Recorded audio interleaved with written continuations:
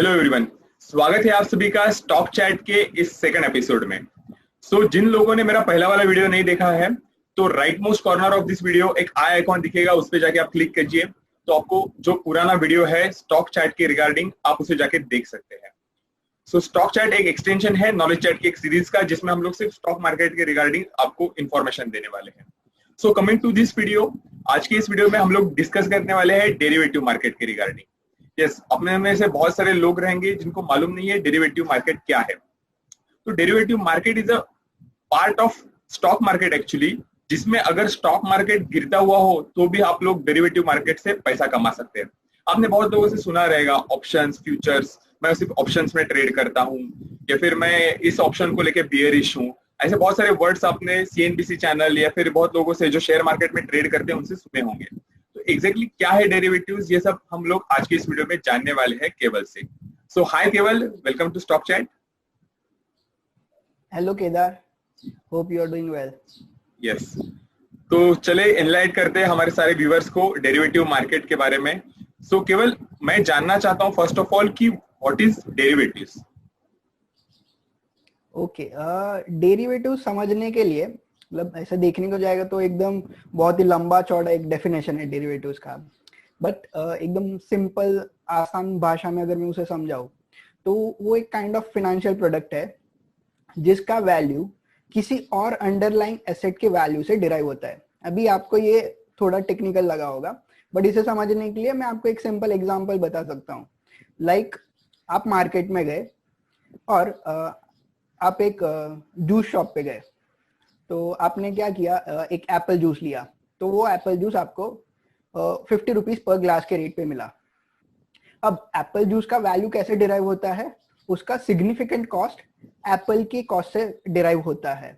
Late से अगर अभी एप्पल का प्राइस 100 रुपीज पर केजी चल रहा है और वो वेंडर 50 रुपीज पर ग्लास सेल कर रहा है, तो व्हाट इफ थोड़े after a point of time, let's say 1-2 महीने के बाद, अगर due to shortage of apples अगर एप्पल का प्राइस 200 रुपीज पर केजी हो गया, तो ये जो जूस वेंडर है उसको भी उसका प्राइस बढ़ाना पड़ेगा एप्पल जूस का।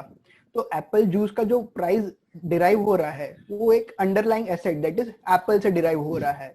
तो वैसे ही डेरिवेटिव्स क्या है, लेट से अगर मैं बात करूं रिलायंस का डेरिवेटिव, तो ये रिलायंस के जो डेरिवेटिव है उसका प्राइस रिलायंस के प्राइस से डिराइव होता है।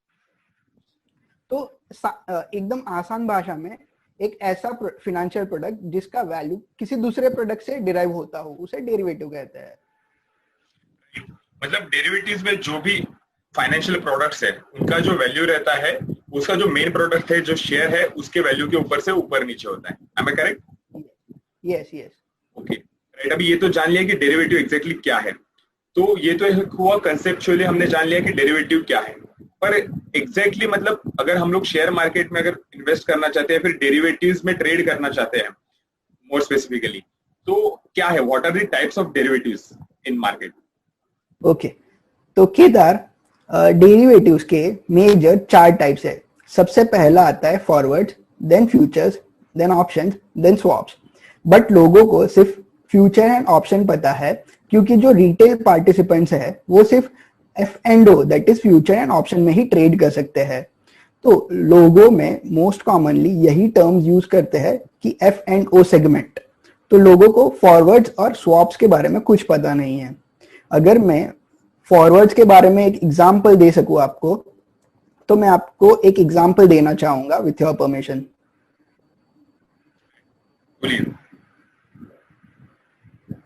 या तो लेट्स अज्यूम कि मैं एक फार्मर हूं और आप आईटीसी कंपनी है। मैं ग्रेन्स ग्रो करता हूं, वीट ग्रो करता हूं, और आप आईटीसी है और आप आशीर्वाद आटा बनाते हो। आपको रेगुलरली ग्रेन्स चाहिए मुझसे, दैट इज वीट चाहिए। तो हम क्या कर सकते हैं, एक फॉरवर्ड कॉन्ट्रैक्ट बना सकते हैं। लाइक आईटीसी कंपनी और मैं फार्मर, हम एक अग्रीमेंट बनाएंगे कि on a future date that is may be 4 month और 6 मंथ, जब भी मेरा प्लांट्स ग्रो हो जाए, तब मैं सो एंड सो क्वांटिटी का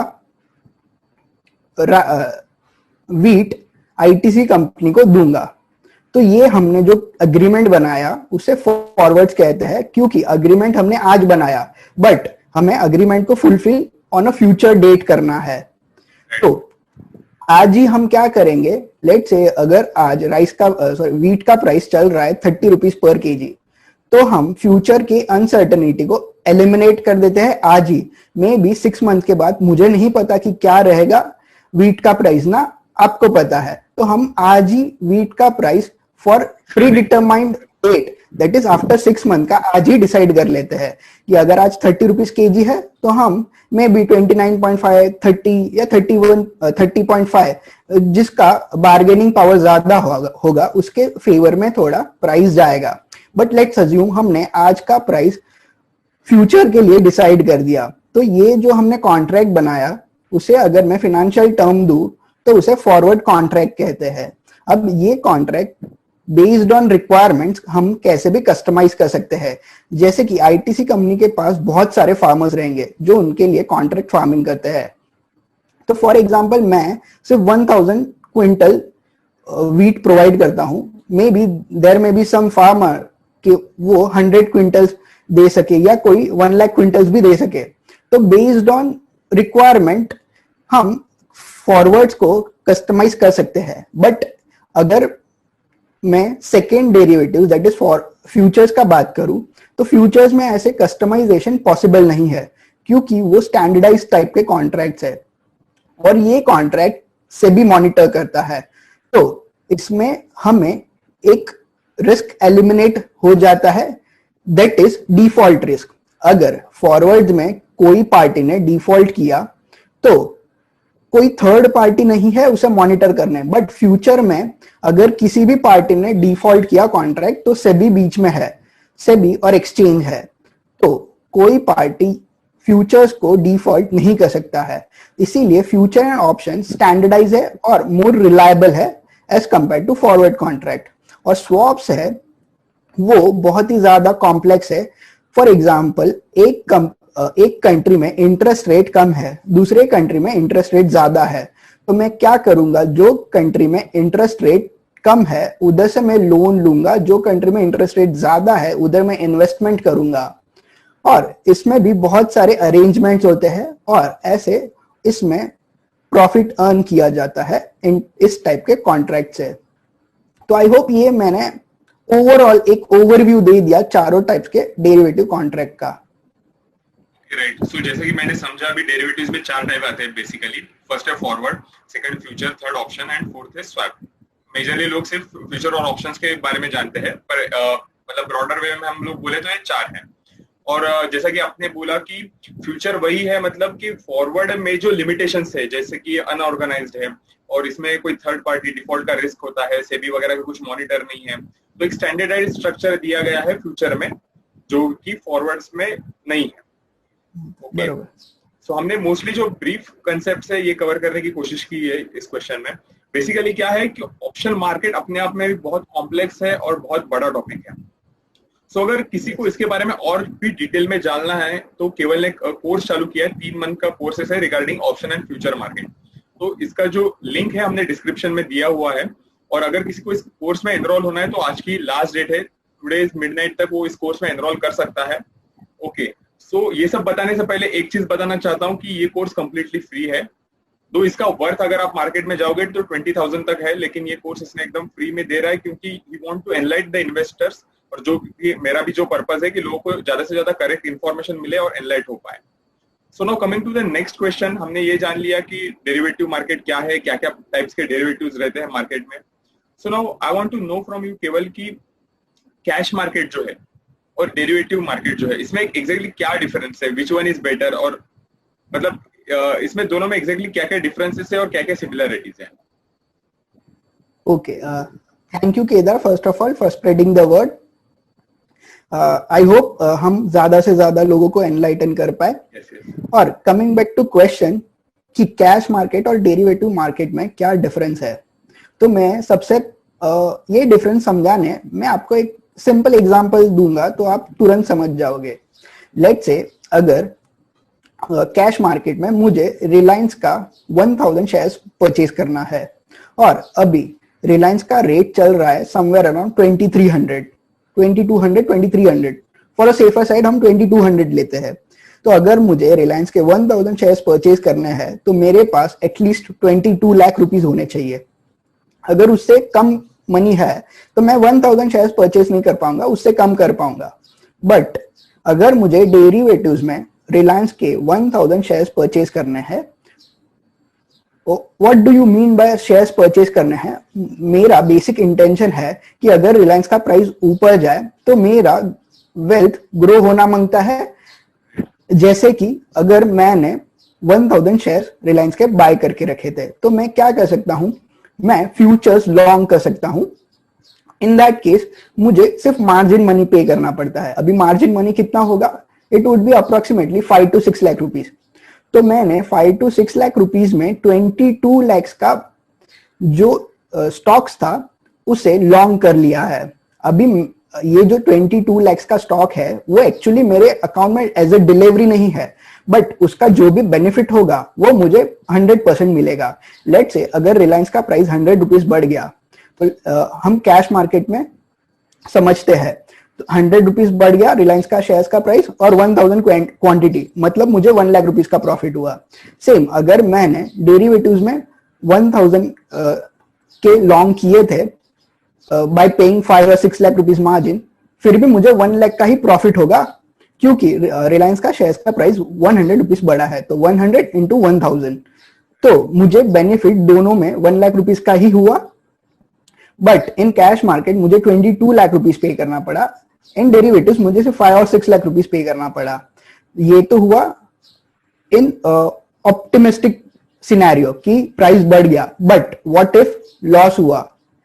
तो लेट्स से अगर कैश मार्केट में मैंने शेयर्स परचेज किए थे, तो अगर 100 रुपीज रिलायंस का प्राइस नीचे चला गया तो मुझे उधर 1 लाख का नोशनल लॉस होगा। बट इन डेरिवेटिव्स ये जो एक्सपायरी का कंसेप्ट होता है उसके वजह से मुझे 1 लाख का लॉस रियलाइज करना पड़ेगा। तो अगर मैं 22 लाख पे अगर 1 लाख पकड़ू तो that is nominal loss. But same अगर मैं बोलूं 5 लाख पे 1 लाख का loss, that is 20% of the capital, तो मेरा 20% कैपिटल इरोड हो सकता है। तो ये डेरिवेटिव्स को अगर आप समझ के यूज करो तो आप इससे मल्टीपल टाइम्स मनी अर्न कर सकते हो। एज वेल एज अगर आपको प्रॉपरली यूज करना नहीं आता तो आपका मल्टीफोल्ड मनी तो हुआ, हमें सिर्फ मार्जिन मनी पे करना पड़ता है। सेकेंड एडवांटेज क्या है? मेनली ये जो डेरिवेटिव प्रोडक्ट है वो बने क्यों थे? ये जो डेरिवेटिव प्रोडक्ट्स है वो मेनली रिस्क मैनेजमेंट के लिए बने थे। अगर मैं बात करूं कैश मार्केट में, तो कैश मार्केट में कोई रिस्क मैनेजमेंट फीचर नहीं है। बट अगर मैं डेरिवेटिव का बात करूं तो अगर आप डेरिवेटिव में ट्रेड करते हो तो विदाउट हेजिंग ट्रेड करना ही नहीं चाहिए, क्योंकि हेजिंग से हमारा रिस्क मिनिमाइज हो सकता है। वो डिपेंडिंग ऑन कैसा हेज करते हैं, पार्शियल हेज, फुल हेज, उसमें बहुत सारे कंसेप्ट है। बट हम हमारे सिग्निफिकेंट रिस्क को मिनिमाइज कर सकते हैं। ये फीचर डेरिवेटिव में पॉसिबल है। सो ये मेजर रीजन है कि लोग क्यों डेरिवेटिव यूज करते हैं इंस्टेड ऑफ कैश मार्केट।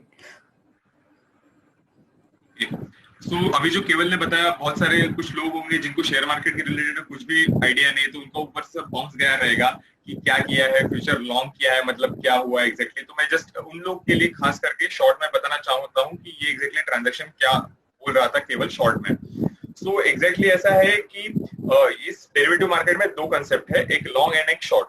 तो लॉन्ग मतलब ज्यादा कुछ ये नहीं कि हम लोग अगर बाय करते हैं, मतलब जो खरीदने वाले हैं इसको लॉन्ग बोला जाता है, और अगर सेल वाला रहेगा तो इसको शॉर्ट बोला जाता है। सो इसका कंसेप्ट ये था शॉर्ट में कि अगर आज के डेट में अगर रिलायंस का शेयर है अगर 2000 में चल रहा है, तो अल्टीमेटली मेरा पर्पस यही है कि जब वो 2200 पे जाए तो वो एक शेयर में मुझे वो 200 रुपए का बेनिफिट।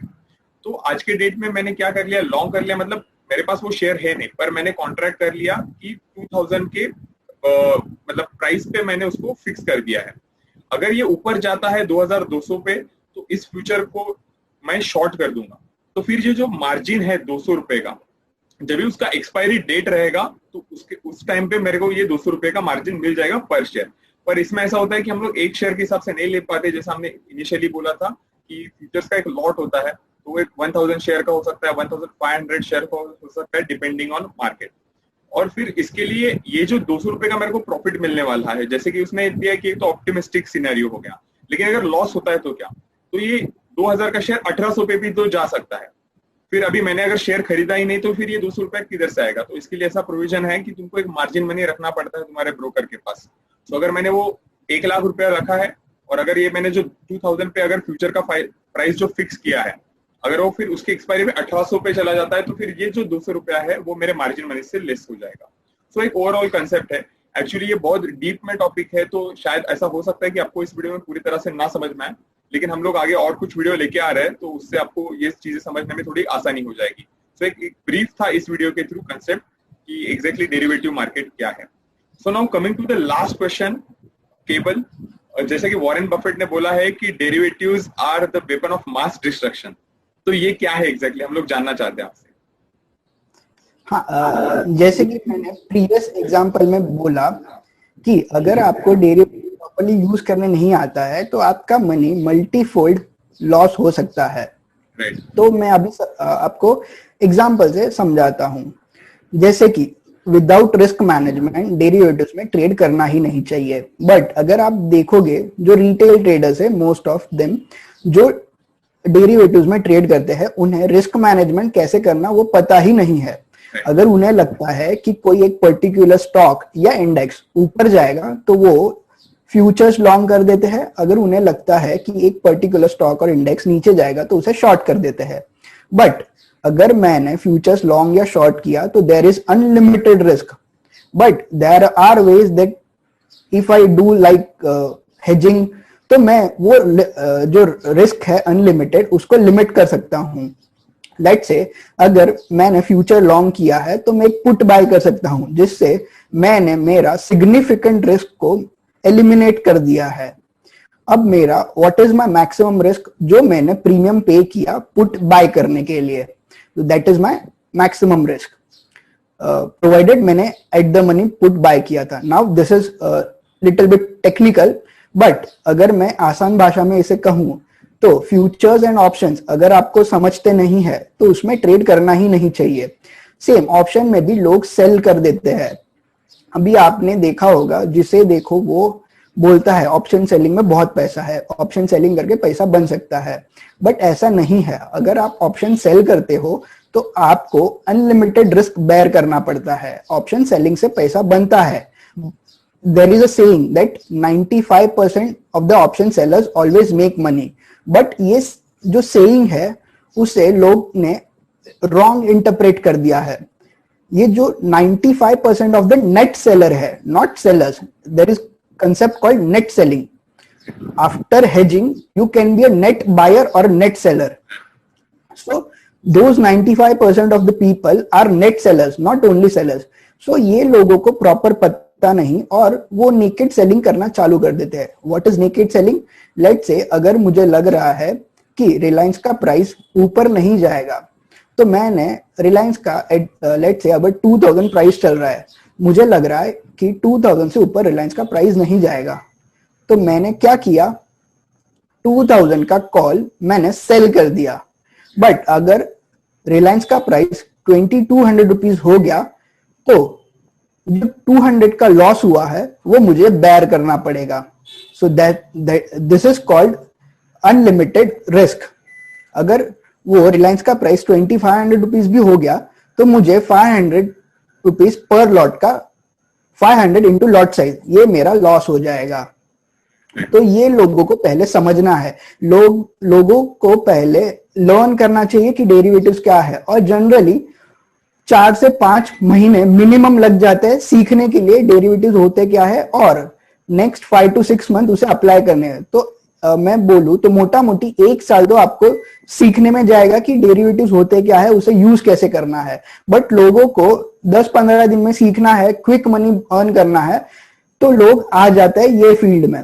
तो इसीलिए वॉरेन बफेट जी ने कहा है कि it is the weapon of mass destruction, क्योंकि अब लोगों को दिखाया जाता है 10 रुपया डाल के 100 रुपया निकालो। That is possible in the rarest of the rarest scenario. Option buying करके वो पॉसिबल है, बट जब तक आपको उसका नॉलेज नहीं है आप वो नहीं कर सकते हो। सो हमने जान लिया केवल से कि एग्जैक्टली क्यों, मतलब अगर डेरिवेटिव मार्केट में आपको एंटर करना है तो आपको सब पूरा जानकारी होने की जरूरत है। तो इसके लिए हमने एक इनिशिएटिव चालू किया है। तो एक ग्रुप है टेलीग्राम पे, स्टॉक मार्केट पाठशाला। तो क्या होता है एक्चुअली कि कुछ चीजें रहती है जो हम लोग वीडियो के थ्रू आपको एनलाइट कर सकते हैं, लेकिन कुछ चीजों के लिए आपको कुछ मटेरियल्स रहेंगे, स्टडी मटेरियल्स रहेंगे जो आपको खुद से पढ़ने पड़ेंगे। अगर आपको पैसा कमाना है तो आपको मेहनत करनी पड़ेगी। तो वो सब मटेरियल्स हम लोग उस ग्रुप में प्रोवाइड कर रहे हैं। और कुछ चीजें जैसे आज की वीडियो में हमने डिस्कस की थी, शॉर्ट, लॉन्ग या फिर डेरिवेटिव्स मार्केट के अलग अलग टाइप्स, इसमें अलग अलग स्ट्रेटेजीज होती है। तो सारी चीजें एक वीडियो में कवर करना या फिर उस चीजों के बारे में पूरा बताना वीडियो के थ्रू पॉसिबल नहीं होता। तो जिसको एक्चुअल में इंटरेस्ट है शेयर मार्केट में, डेरिवेटिव मार्केट्स में, जिसको जानना है, जिसको सीखना है, तो उसके लिए हमने ये ग्रुप बनाया है जिसका लिंक है डिस्क्रिप्शन में दिया हुआ है। तो आप ज्वाइन कर सकते हो, आपको उधर सारे मटेरियल्स मिल जाएंगे। अगर आपको पैसा कमाना है तो थोड़ा सा पढ़ो, समझो ये चीजें क्या है, क्योंकि वही अगर आपको लॉन्ग रन में पैसा कमाना है तो आपको अगर आप समझ के इसमें एंटर करोगे तो ये आपको लॉन्ग रन में आपका वेल्थ मैक्सिमाइज हो पाएगा। सो यही हम लोग चाहते हैं कि लोग इसको समझे और लॉन्ग टर्म में इससे लोग अपना वेल्थ मैक्सिमाइज कर पाए। So thank you Kewal coming on stock chat and enlightening our viewers. I hope आज का वीडियो सब लोग के काम में आया रहेगा। हम लोग ऐसे ही टॉपिक्स पे लेके वीडियो बनाते हैं। तो अगर किसी को लगता है कुछ स्पेसिफिक टॉपिक है जिसके ऊपर हम लोग वीडियो बनाए तो आप कमेंट बॉक्स पे कमेंट कर सकते, बता सकते हो हम लोग को, हम लोग उसके रिगार्डिंग उस टॉपिक पे वीडियो लेके आएंगे। So thank you so much Kewal, thank you, thanks a lot. Thank you for having me Kedar.